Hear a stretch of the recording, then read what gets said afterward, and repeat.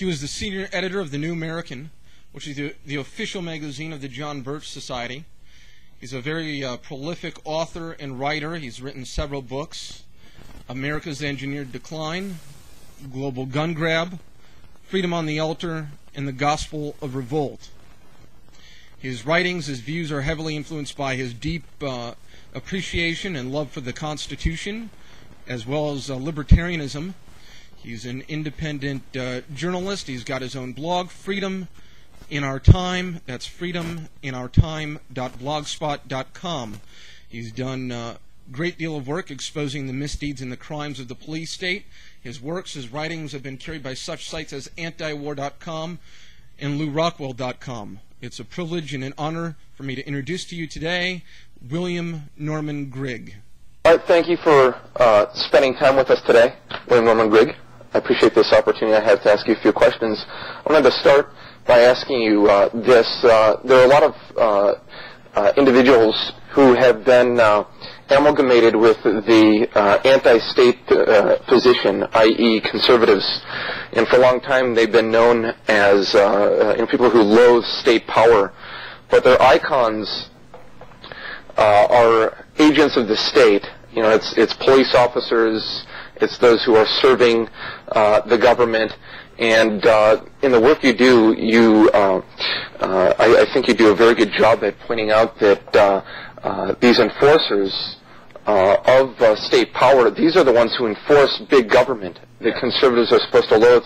So what would you say to those people, the conservatives who, I guess you could say, worship state power in that sense?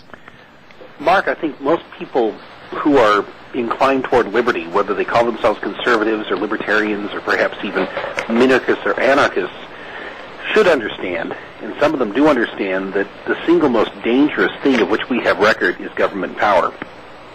It has wrought more havoc and ended more lives and sown more misery than any natural disaster of which we have record. There's never been a plague or a hurricane or an earthquake or a tidal wave or a tsunami that has had the pure destructive killing force of government that is emancipated from law. And up until about, I'd say, 2001 or 2002, September 11th obviously playing a role in the transition I'm about to describe, there was a very strong anti-statist element of the conservative mindset and ideological package. And of course we all know that Ronald Reagan became a touchstone for that when he offered the formula that government is not the solution, it's the problem. And of course that can be traced back to the Goldwater campaign in 1964.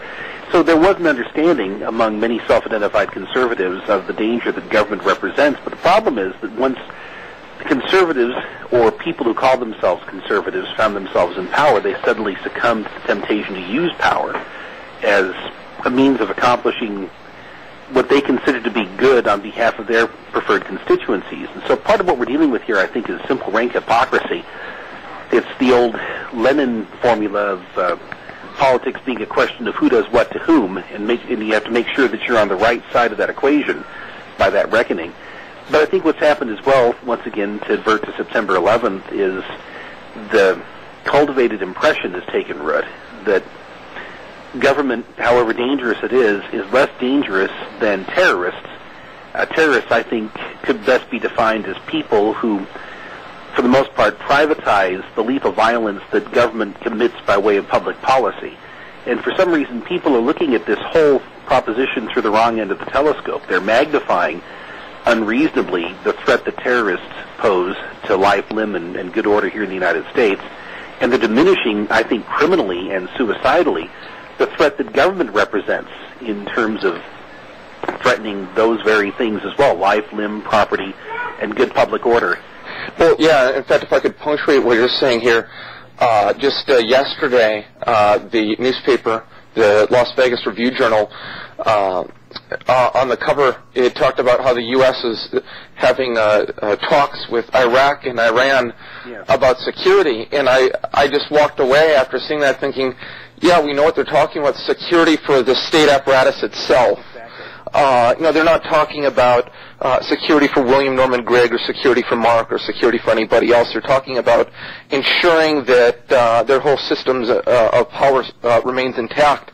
And, of course, I think this is evidenced with some of the policies that have been proposed, some of the candidate confessions that have come off the lips of some of these central planners. In fact, some of these I'd really like to ask you about here. Normalizing the use of torture.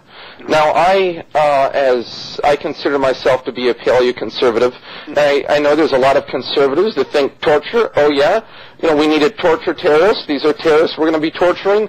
This is a wonderful and good thing. But when I think about this, I'm seeing torture, and for that matter, any method used to coerce a confession, I see really what's at stake here is the Fifth Amendment itself, i.e. the right against self-incrimination. What do you have to say about that? And also the Eighth Amendment, in the sense that the Eighth Amendment proscribes cruel and unusual punishment. In this case, you're talking about punishment before somebody's actually been convicted of an offense. Terrorism, I want to go back to this just briefly to touch on a point that is completely ignored by many so-called conservatives. Terrorism is a criminal act unless it becomes an instrument of state policy. And for the most part, terror is something that governments commit. That goes back to the very invention of the term during the French Revolution, the idea that the government would rule through terror, and that's something that was institutionalized by the Bolshevik regime under Lenin. I think Lenin is the most influential political philosopher of our age by several orders of magnitude. Terror became the order of the day as a matter of state policy under Lenin in the Soviet Union, and of course they turned around and they described enemies of the regime, or people that were suspected of harboring antipathy toward the Soviet regime, of being terrorists. And the Soviet KGB, which was called the Cheka at the time, was organized by a Polish bank robber by the name of Felix Dzerzhinsky. The KGB was originally set up supposedly as a counter-terror organ by a terrorist state. Now, when we're talking about terrorism of the sort that is perpetrated by syndicates like Al-Qaeda, you're talking about a type of crime, a type of criminal activity that should be investigated and dealt with as a criminal activity rather than on the basis of it being some kind of an engagement in which the military would be involved necessarily as a matter of state policy. But when you're talking about institutionalizing torture, you're talking about dispensing with the right against self-incrimination and the immunity against cruel and unusual punishment. You're also institutionalizing a policy that will destroy the ability of people in the intelligence and law enforcement realms to get good intelligence about legitimate threats to the public, because torture is a wonderfully efficient way of compelling somebody to confess to something he didn't do, or to provide some kind of an articulation of what the torturer seeks to extract from him, but it is a notoriously unreliable way of extracting good, actionable intelligence.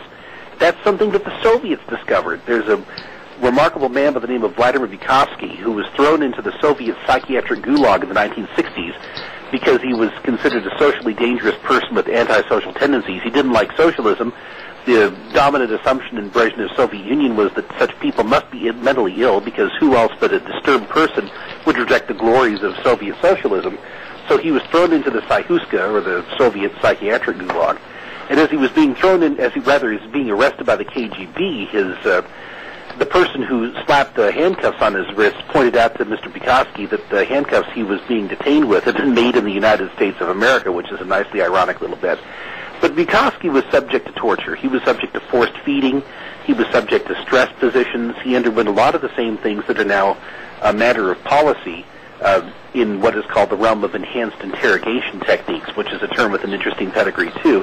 But he points out that torture became so commonplace in the NKVD, which was the subsequent iteration of the Cheka that became the KGB later, during the Stalin era, under the reign of Beria and the other monsters who ran in the 1930s and 1940s, torture became so commonplace that it completely destroyed any capacity on the part of Russian law enforcement to collect good intelligence and good evidence to act as a law enforcement agency to solve actual crimes. People were extracting confessions for the purpose of the show trials in the 1930s and for other purposes of state under Stalin, and torture worked very well for that. But in terms of actually creating actionable bodies of evidence, it was a notoriously unreliable method, and it ruined several generations of people who served in the various police agencies, not just the KGB, but the legitimate police agencies in Russia.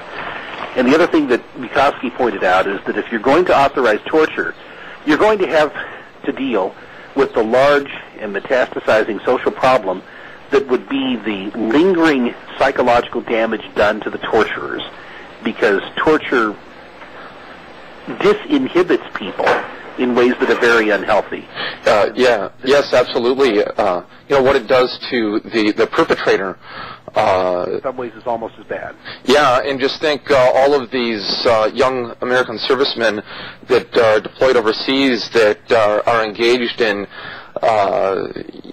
these atrocities and are ordered to torture their prisoners. A lot of Americans, the hubris that they have and the self-righteousness that they have may think, oh, these are just U.S. troops doing this against evil Al-Qaeda. But, these guys, they're going to come back. They're going to be working in law enforcement. That to me is scary. So, the torture, that suspends the right against self-incrimination. Unfortunately, I've yet to hear a whole lot of people draw the nexus between the torture issue and the right against self-incrimination. It's like a lot of these issues are discussed in a vacuum. So it's like a lot of people, I don't know if they're very cognizant of the dangers of things like torture. They're just thinking, oh yeah, that would be good to torture Osama bin Laden. That's what they're thinking. But now also we have torture. At stake here is the Fifth Amendment. This suspends the right against self-incrimination. Then we have the Fourth Amendment now. Let's move over to the Fourth Amendment. The Bush administration, particularly Alberto Gonzales, I'll never forget in February of 2006 when he went before the Senate Judiciary Committee, actually came out saying that the Fourth Amendment doesn't really say what it says about probable cause and warrants. Mm-hmm. And of course, the administration's position is that as long as a search is so-called reasonable, they do not need probable cause and warrants. What do you have to say about that?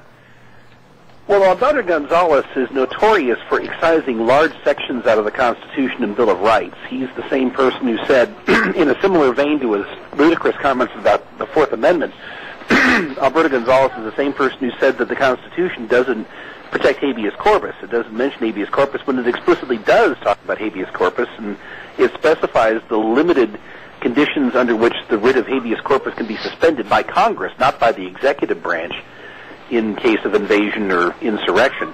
If I had my druthers, I would not permit any branch of the federal government the power to suspend habeas corpus, because as far as I'm concerned, habeas corpus is the foundational guarantee of due process. It's what defines the whole concept of due process in the Anglo-Saxon tradition of common law.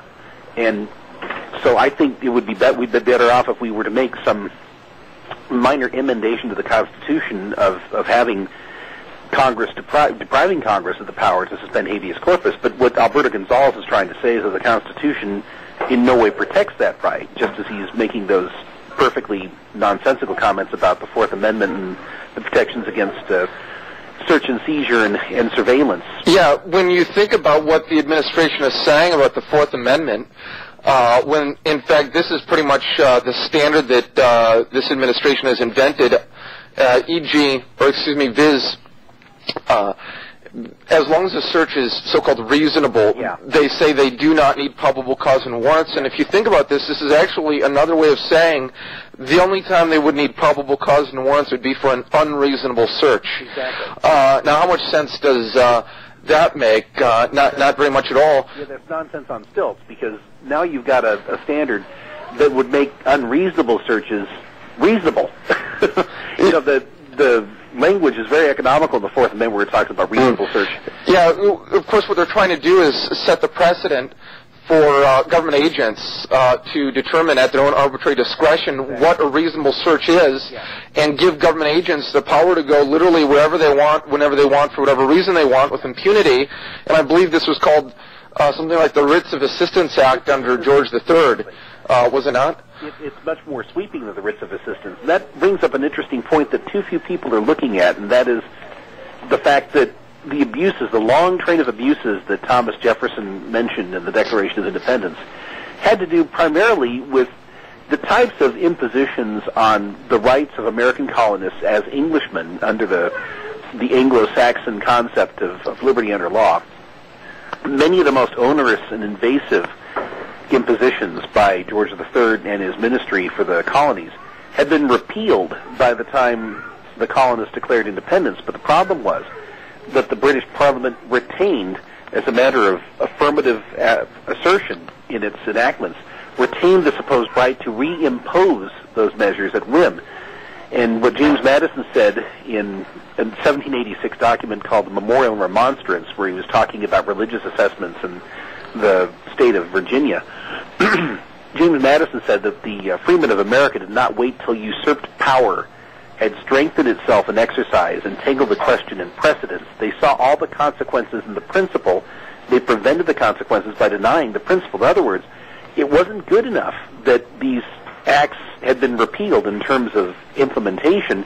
The colonists wanted nothing less than a repudiation on the part of Parliament that it had the power, the authority to impose these policies on the colonists.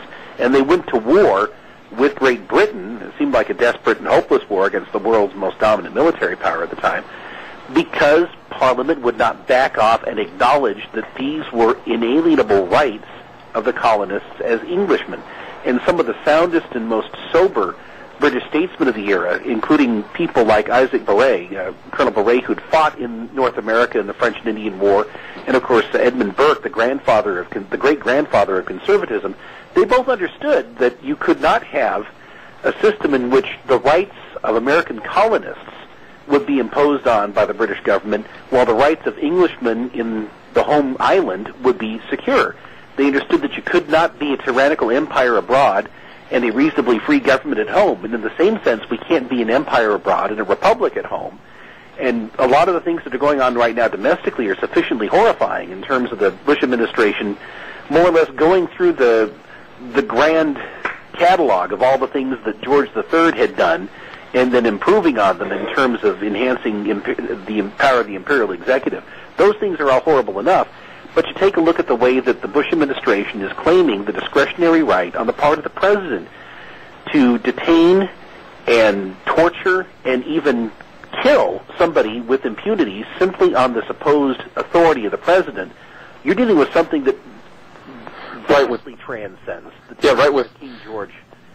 King George inflicted on the American colonists. Yeah, we're talking about no due process of law here. I mean, there was once a day when you could, sleep at night knowing with certain level of certainty that you didn't have to worry about the government, coming in to grab you and whisk you away, lock you away, put you in jail, or execute you without due process of law. But I'm not so certain that it's the same today as it once was. In fact, there's a lot of people who say, well, this is a war on terror, and the government. In fact, I'll tell you, I got to be honest, Bill. I have never. That's okay if I call you Bill. I have never, as I watch these characters on television, and of course, it's like I know now there's an esoteric meaning behind everything they're saying, but I have never heard so often repeated in my life the language of freedom and liberty used by state actors, such as the president himself. Constantly getting up to remind us that he's defending our freedom against this evil, big, bad Al-Qaeda. And I'm like, wow, you'd almost think we could just go to sleep, because the government sounds more interested in my freedom today than even myself. If you listen to what they're saying, they're so interested in my freedom. They wish to, of course, what they're really doing is enacting and implementing a police state. And there's a lot of people who say, yeah, they're just trying to get Muslims, Arabs, terrorists, or whatever. This doesn't apply to us. But I look at, for example, and tell me if I'm wrong here. I remember there was once a day, and I'm only 30 years old, but I remember when I was younger, we would talk about how in the Soviet Union, there are travel restrictions. I mean, you can't freely travel like you can here in the free Western world. And, travel restrictions, the hallmark of repressive regimes. Well, now we have things like the no-fly list. Okay, and people, now if this isn't empirical proof enough that this war is not aimed at just foreign Al-Qaeda members, but at the American people, I don't know what would do that, because I just think to myself, William, and tell me if I'm mistaken here, but if a known terrorist, we're talking about a known terrorist, tries to board a flight and they are a known terrorist, do you think they're going to be told they can't fly? Do you think they're probably going to be sent to Guantanamo Bay and tortured for a little while? Well, I think what we're dealing with here is the facial absurdity of assuming that you can use the methods being employed by the Bush administration to filter out people who are among us already, who have already acquired the means of carrying out whatever plans they seek to carry out. And couple that with the fact that all these methods of regimenting the population at large clearly evince, as you alluded to, the fact that the primary target in the so-called war on terrorism is the public at large that's supposedly being protected by the government, that we're the largest pool of suspects because of the way that we're being regimented and poked and prodded and kept under surveillance and so forth. The terrorists who carried out the 9/11 attack by the common model that is accepted by most people, those people, in most instances, were not at all impeded by the counterterrorism restrictions on freedom of travel that had already been enacted after the 1995 Oklahoma City bombing, when a lot of these policies were put into effect and a lot of these methods were already being pioneered by the federal government. Whereas you take a look at the way that our own freedom of movement is being restricted and inhibited, and the extent to which we're vulnerable to being detained by law enforcement at the whim of a law enforcement officer. That does attest to the fact that we're not living in a society that is typified by freedom of movement. Just a couple of really good illustrations here.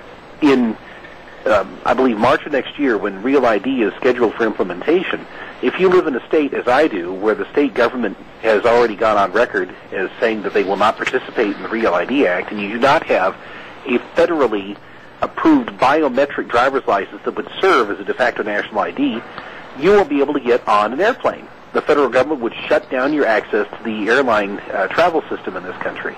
I believe, I can't prove, but I suspect from what I have read in the relevant literature, that the time will come where if you are driving across the country and you have a driver's license issued by a state government that has not been part of the Real ID program, and if you were subject to a traffic stop in that circumstance, that you would probably be subject to arrest for driving with an invalid license in that state. And another way you'd shut down freedom. And then, of course, not just that, but even with the license, but having but just having this federal ID in place, I'm sure there will be all sorts of other factors used to determine whether or not you're quote-unquote suitable to fly. Yeah. Suppose you owe the IRS back taxes. Exactly. What do you think you're doing going on a vacation? It's like your priorities are totally misplaced. William, you think you should be traveling right now when you owe back taxes to the government, William. Come on, William. And so you're going to end up on the no-fly list. But yeah, to me, it's just so transparent that this is really not so much a war against terrorism, but a war on our freedom. When you do have things like the no-fly list, people say this is all for terrorists. But again, if a known terrorist is trying to board a flight, they're not going to, be told they can't fly. It's like, give me a break. So clearly this is obviously for, political dissidents. Yeah, people that, I'm sure it'll be used, people that have bad credit, big business. How about an 18-year-old who's refused to register for selective service? Yeah. One really good example that I heard last year in a driver's ed class that I was forced to attend because I had committed the grievous crime of not having my seatbelt buckled in the People's Republic of Oregon. One of the things they mentioned is that there is a movement underway right now to raise the driving age from 16 to 17, and in many states, you can only get a driver's license if you concomitantly register for the Selective Service Program, which, of course, is nothing more or less than preparing people for the reintroduction of chattel servitude. Conscription. Service to state conscription, which is, by any definition, slavery. Just a brief digression here into the subject of conscription, because that illustrates so perfectly the perverted priorities we're discussing. The premise of conscription is that the government has the right to enlist forcibly every financial resource and every material resource and the very person itself of every subject in its defense. The idea of conscription is that the government has the right to take everything you own and use it to protect itself. And that was the way that conscription was actually defended in a June 1863 editorial published by the New York Times defending the Lincoln administration's imposition of the draft during the war between the states. And once you understand that the whole purpose of conscription is to invert what we were always told is the model of government. Government exists to protect the rights and the property and the liberties of the citizens. You know, conscription inverts that. Now you exist to serve and protect the state. The state, yeah. And the whole purpose of having a selective service system is to get people to accept that rationale for conscription against the day when our rulers would deem it necessary to call up people and stuff them into uniforms and to send them off on whatever errand our rulers consider to be necessary. And the driver's license system, which is becoming nationalized in our country at an astonishing rate, and of course Real ID would consummate that move in that direction, that's one example of how the driver's license system would be used to shut down the freedom of movement and a lot of economic opportunities for 18-year-olds who have a principled objection to being treated as potential coffin stuffers or chattel slaves of the state. I have 3 sons. My oldest turns 10 in November, and they are not going to register for selective service. I didn't register for selective service until after I turned 19, and I'm ashamed to say that I did so, and I did so under the influence and on the advice of an ecclesiastical leader who insisted that it was a good idea to do so, and I'm ashamed to say that I took his advice and acted on his counsel. I should never have done so.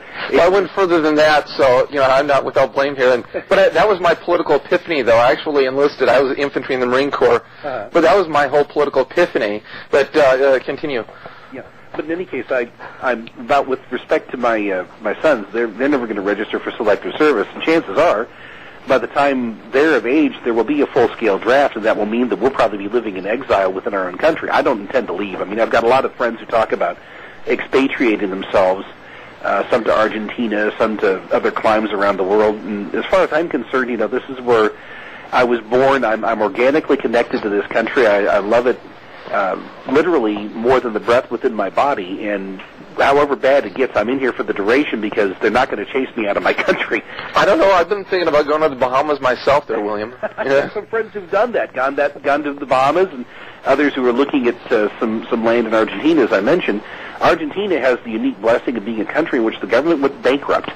And that's a wonderful blessing when you think about it, because they're no longer able to do much of what they had previously done in terms of regulating and regimenting the life of the Argentines, and perhaps we'll have that blessing fairly soon. But the problem is, when we go bankrupt, our creditors are in China and Riyadh, and they're not really nice people, and chances are they're going to have something to say about the disposition of our assets, public and otherwise, in order to meet the financial obligations our government has stupidly put us in the dock for. But and of course, when they do reinstate the draft, I'm sure they're going to call it something other than a draft. Well, they're going to try to sanitize it. It's going to be national service, and so on and so forth. But another question that I wanted to ask you, and by the way, I owe John McManus with having brought me around to Rothbardianism. It wasn't him himself that brought me around to that position, but it was through him that I came across the works of Murray Rothbard by reading a book of his called Financial Terrorism, and that was back in about the year 2000 or so. I was reading that book.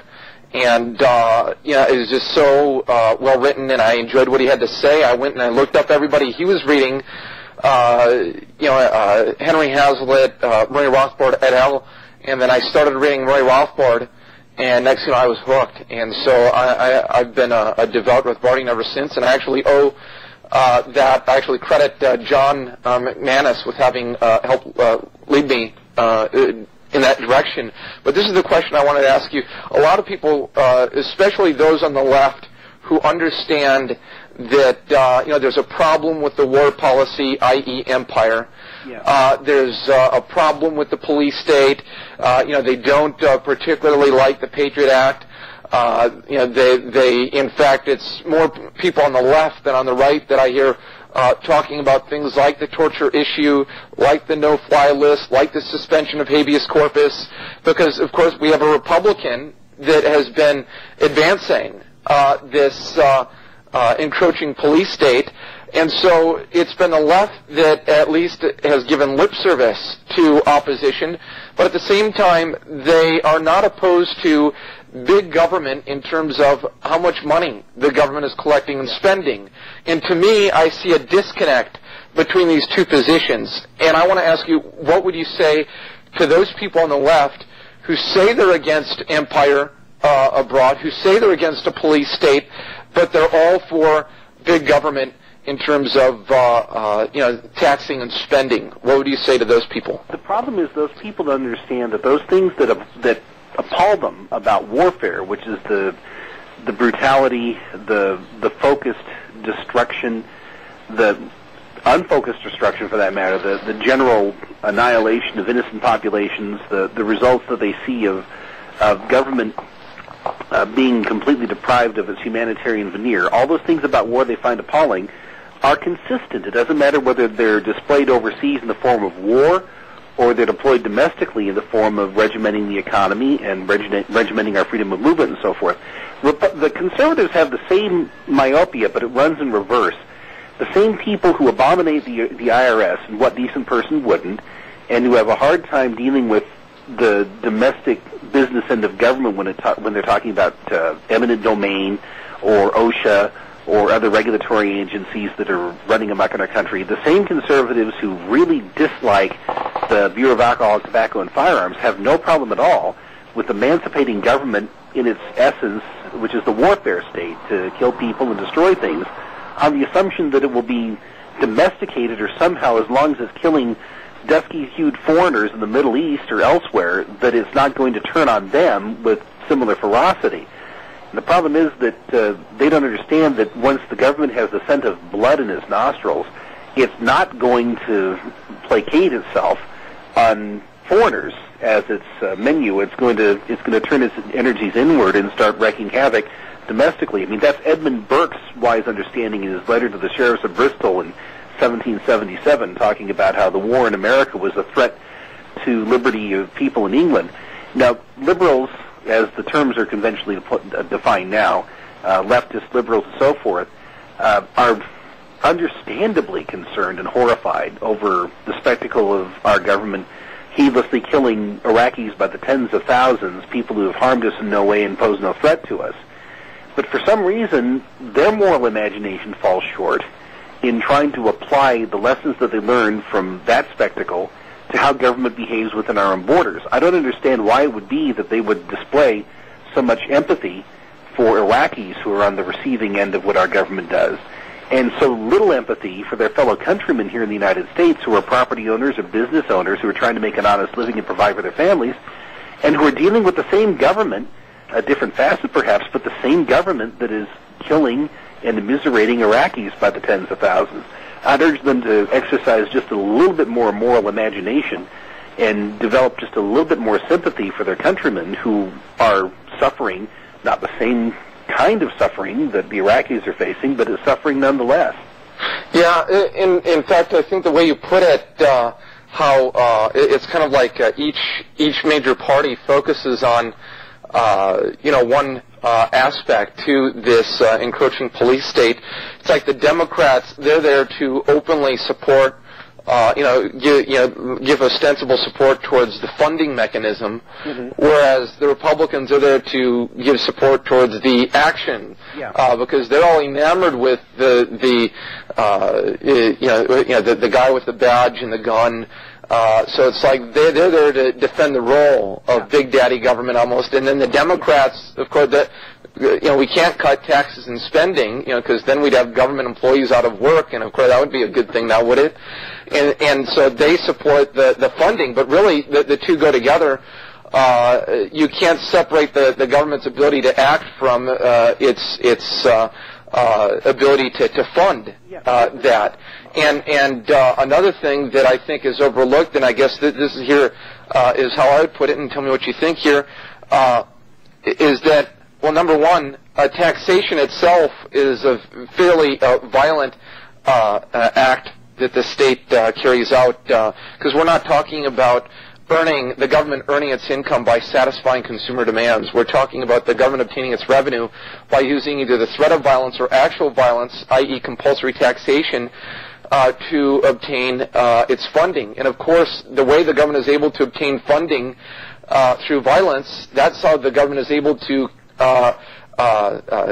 bestow upon itself all this other power. For example, you look at the war issue. Why should the government care what anybody says about the war when at the end of the day it's going to have the money that it needs to fund the war, whether we support that or not? Of course, within the construct of the free market, that's not going to happen. The consumer has the power to withhold funding.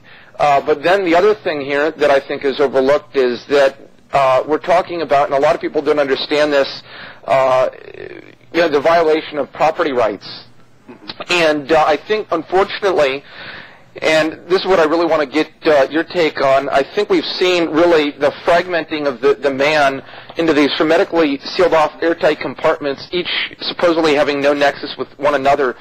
And so this reinforces the idea that somehow the state can violate one sphere of this man while leaving all the others intact, i.e. we can violate property rights but leave the rest of man's rights intact. And I think a good way to look at this, you take, for example, money, dollars. Mm-hmm. Not only are they physical pieces of property themselves, but it's through the acquisition of dollars that one achieves a command over property. Mm-hmm. And so when the government takes our money, they're taking our property. Objectively, there's no difference between the government taking the money that we have in our pocket and the government taking our property. Whether they take our property, they take our money, so we can't buy the property to begin with. Little objective difference. And so we know when the government is taxing us, they're violating our property rights. Now, how this affects, for example, the rest of our rights, because there's a lot of people who are, pro-tax and spend, but they think that, because they stood up for the rights of some particular person to stand up and say something unpopular, it really, on a piece of property they really had no right to speak on, say somebody else's property, say a college campus or something like that, which, really all this comes down to property rights. Yeah. They have no problems with this huge government, this government that's spending $3 trillion per year, but they say they're for the First Amendment. Now, I don't know, call me stupid here. Suppose the government, let's take taxation to its own logical extreme here. Suppose the government decided to tax 100% of, say, everything to do with newspapers. Mm-hmm. How much longer are newspapers going to be around, do you think? Well, the thing that you're describing here, and it's very much, I think, an analysis in the spirit of Henry Hazlitt in terms of the primacy of property rights here. You're describing what I call the fallacy of the severability of rights. People seem to think that you can have social rights, as they're called by the left, without having property rights. Exactly. And people on the right seem to think that you can have property rights while still allowing the government to define what our rights in terms of our interactions with others would be concerned. I mean, the standard Republican-aligned, if you will, Sean Hannity approach is to say that there's no problem with these impositions on civil liberties because, after all, they're intended to protect us in a uniquely hostile situation, and we shouldn't be upset when habeas corpus rights are denied to people who are non-citizens because they've never had rights under our Constitution and so forth. The idea being somehow that rights are a function of who you are as opposed to a function of what we permit government to do. And people like to apply, if you will, the logic of going to a Chinese restaurant and ordering something from column A and column B and putting together your own combination here.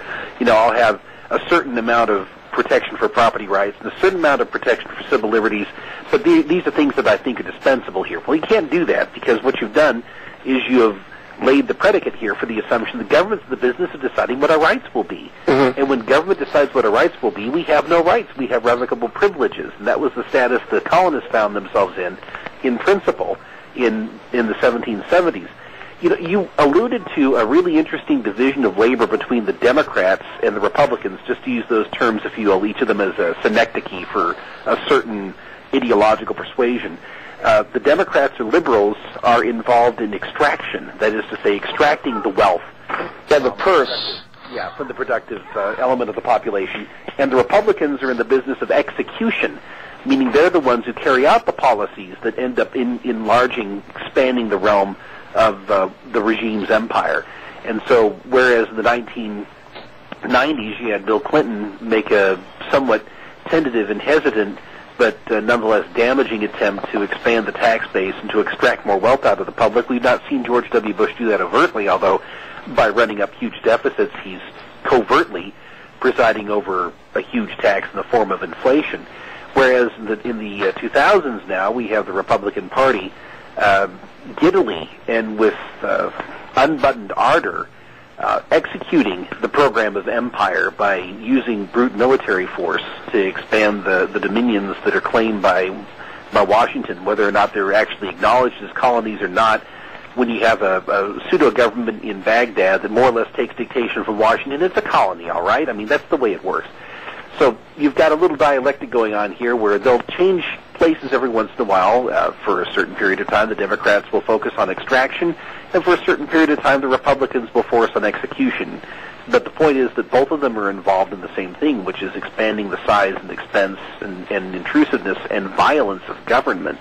And this whole idea of rights being severable or negotiable is very much a part of that process. And you made an interesting point with respect to the idea of 100% taxation, and that's the direction you will go in inevitably if you accept the idea of the severability of rights. And I use that, I bring up, if you take taxation to its logical extreme to try to point out the connection, to try to illustrate the connection between property rights and every other right. Suppose the government was taxing 100% of everything newspapers, they're going to be out of business. Yeah. If you can't, if you have no property rights, how do you get the printing press to print the newspaper in the first place? If you have no property rights, how do you get the money to buy the food to eat, to live, to engage in free speech? Well, and so this idea that you can fragment the man into these hermetically, sealed off airtight compartments, as I was pointing out, and suggest that the government can tax us the way it is right now, yet leave intact our right to free speech, our right to be free from tyranny.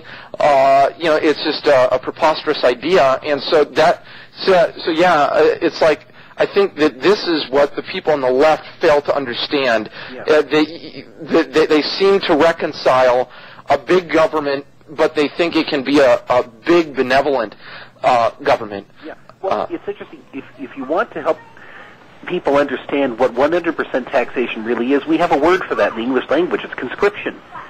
Conscription is where the government takes the whole person and everything that he can do in terms of his intellect and his native ability, his capacity to exert himself through the direction of his own intellect and the husbandry of his own energies to enhance the world by creating something that represents original wealth. Conscription is 100% taxation. If you go back to World War I, which really was where I think the Christian world died, I call it the auto-suicide, or the murder-suicide, rather, of the Christian West, and in many ways the suicide of the American Republic, particularly in Annus Horribilis 1913, where all those enactments went through that fundamentally changed what we were. But when conscription was imposed in 1917, Bernard Baruch, who was the commissar in charge of Woodrow Wilson's war communism policy, which is the only way you can describe it, really, said that we're now living in a highly developed state of socialism, and that every man's life and every man's property was his only to the extent that it served the interests of the state. And the standard formulation used by the Woodrow Wilson regime and its defenders to defend in court various impositions on the economy and various ways of regimenting the productive sector of society was that now that conscription had been passed, there was basically nothing that the government could not require of anybody, whether he was a business owner or a worker. If we can conscript a man and send him overseas to kill and die on behalf of the state, then certainly we can tell you how much you can earn, how much you can charge, how long you can work, or for that matter, where you can work. And so the logic of conscription is 100% taxation. And what I find so fascinating is that the left is viscerally opposed, at least the populist left is viscerally opposed to conscription. Now, the establishment left is conscription. I mean, John Edwards is running as a throwback New Deal Democrat. He supports conscription. Bill Clinton, who famously or infamously went through extraordinary contortions to avoid the draft, was somebody who's really big on what he called national service. Yeah, national service. Yes. The granddaddy of the left, of course, Karl Marx, and Friedrich Engels, his ghostwriter, both endorsed conscription in the 8th plank of the Communist Manifesto. But your typical campus-oriented left-type person really abominates the draft, quite properly so, but they don't understand that what you're talking about in conscription is just taxation by other means. Yes. Well, you're absolutely right, because, yeah, really, in fact, you're absolutely right here, because if you have to work all day to, put food on your table, and the government is able to take the proceeds of the fruits of your labor from you, then you're going to have to go spend more time working more, courtesy of the state intervention in the marketplace. So really, there really is no difference between just compelling you to do a certain kind of labor and taxing you. There really is no objective difference at all. We were talking earlier about the issue of debt and how we have foreign creditors who would be perhaps interested in extracting something from us if and when our government actually acknowledges its bankruptcy. And I think the time is coming very quickly where it's no longer going to be able to conceal the fact that it's completely impecunious. I've often thought, and this is not an original thought to me, it actually originated with former Wall Street Journal writer Ann Williamson, who's one of those very bright people I alluded to earlier who have decided to expatriate themselves. I don't agree with that decision, but, that's their thing. Ann Williamson has suggested that the trend lines overlap between the impending outright bankruptcy of our country and the reimposition of conscription, because she believes that in some way, through the international mechanisms that have been devised, through the multilateral agencies like the United Nations and World Bank and so forth, there's going to be a grand bargain where conscription will be imposed as a way of basically using the energy and talents of young Americans as a type of collateral for a bailout of our country. The idea being, for instance, if if the United Nations needs a peacekeeping force for Sudan, and that's something that the pinhead-in-chief was talking about. Or if China needs some good slave labor. Exactly. You disguise it as a form of public national service on an international basis.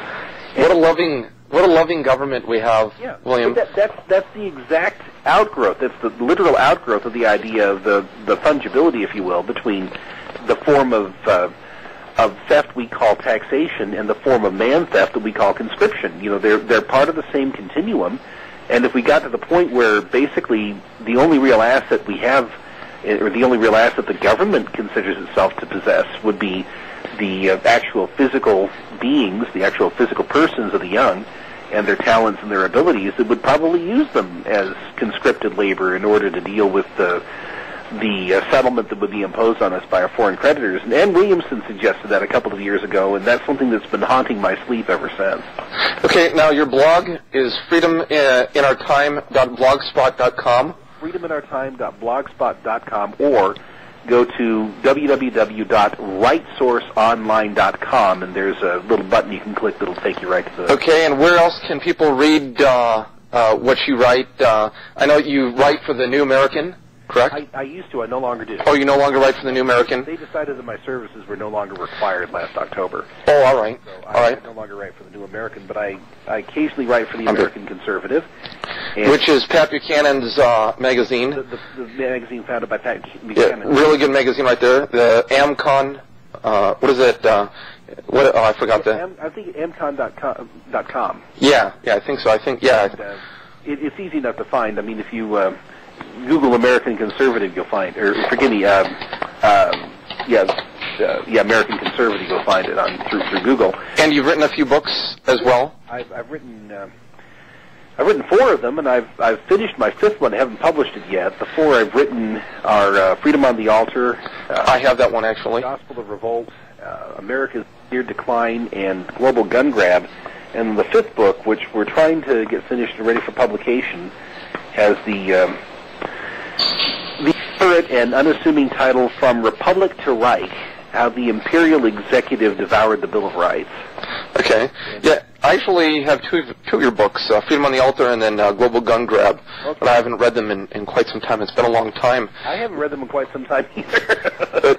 but is a privilege, is an honor to speak with you. I just want to ask you in closing, what would you say is an important issue that you would like? Is there any particular issue that is very important to you that you'd like to any message that you have for those that are listening right now? Well, the first one is one I've harped on at quite some length here, which is conscription. I've been screaming about that now for a number of years since attending Bill Clinton's gala slavery fest in Philadelphia 10 years ago in 1997, where he was talking about national service.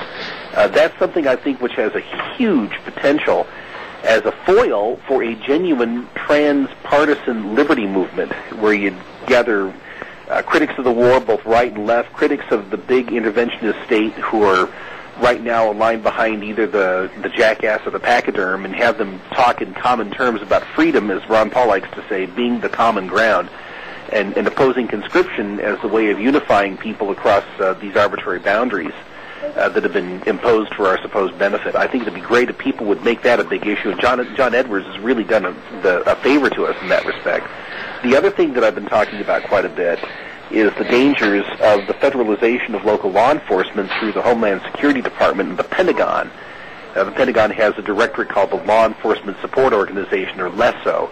And through LESO, local law enforcement, or nominally local law enforcement, can receive all kinds of military hardware, up to and including armored vehicles and things of that sort, for pennies on the dollar, and the pennies are usually paid by taxpayers. Well, you know, a few years ago, I was actually having a conversation with, this is a local police officer, and this is where I used to live in Brooklyn Center, Minnesota.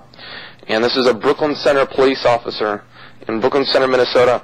And we had been having a conversation, and you know, it had came up that you know, I had been in the Marine Corps.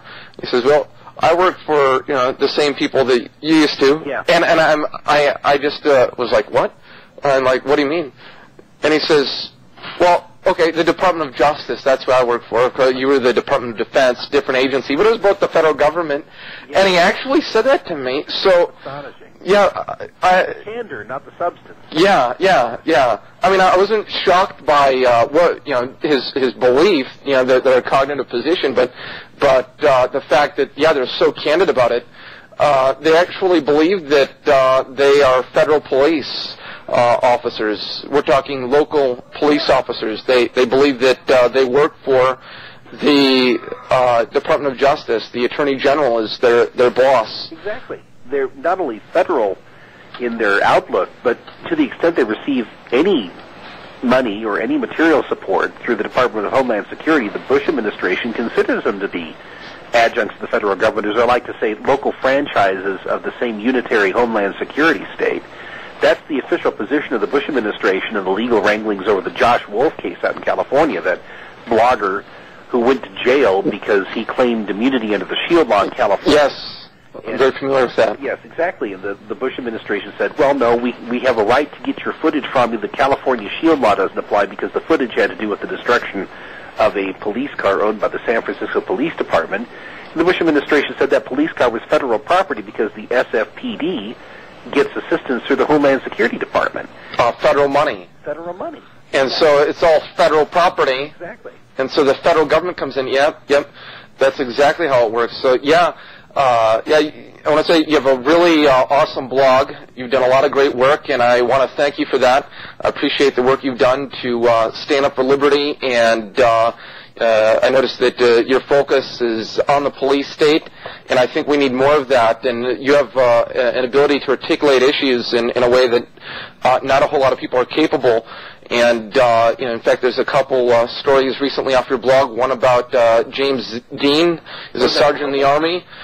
There's you know, anybody wants to see just how out of control the state can be, there's a good story to go read on William Norman Grigg's blog here, freedominourtime.blogspot.com. Now, this is about a fella, the government, trying to save him from himself, just killed him. You know, thank God we have a government that would murder us before we have a chance to commit suicide, right? Exactly. It was a form of preemptive enforcement to try to prevent him from killing somebody that the government considered to be their property. I mean, that's once again, you go back to the whole idea of conscription. The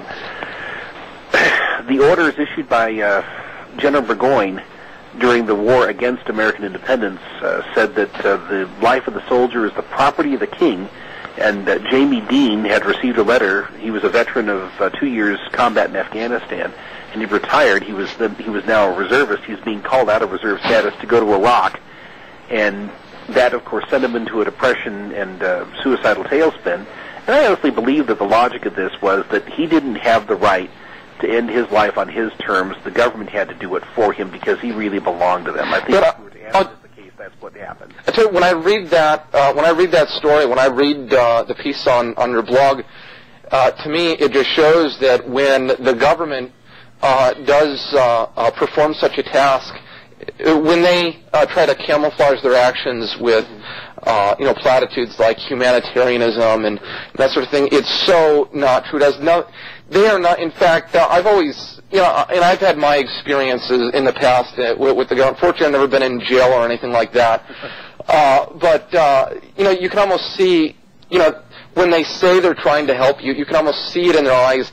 It's the power that they have over you. Yeah. And that's what it is they're really trying to exercise. They didn't care about James Dean, any of the people on the scene there. It was the power they had. And that's what they wanted to exercise. It had nothing to do with trying to help James Dean. It was all about exercising power over James Dean's life. And I think this story right here just shows that to be so true. I mean, how are they helping this man by murdering him? How are they, when their stated objective was to, protect him against himself?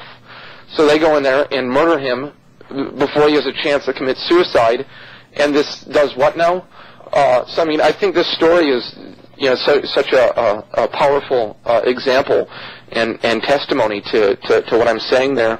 But so I really appreciate the work you've done on your blog. We need like about 20 million more William Norman Griggs, and I tell you, we'd be in a lot better place today. No doubt in my mind about that. And so I wanted to thank you for taking time to. I really appreciate your kind words, and I really appreciate the opportunity to speak with you this afternoon, Mark. It's been a blessing. Yeah, thank you, Bill.